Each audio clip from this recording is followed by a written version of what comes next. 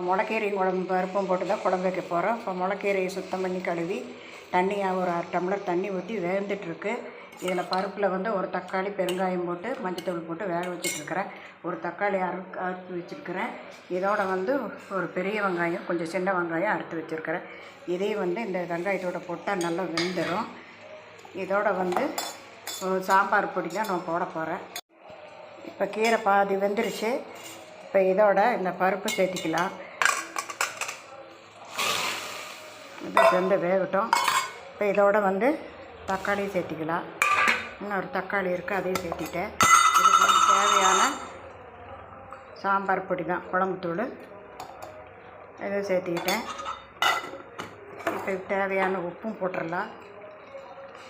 உப்பும் போட்டு இப்போ எண்ணெய் காஞ்சிட்ருக்கு. குழம்ப தாளிச்சிடலாம். இப்போ சுவையான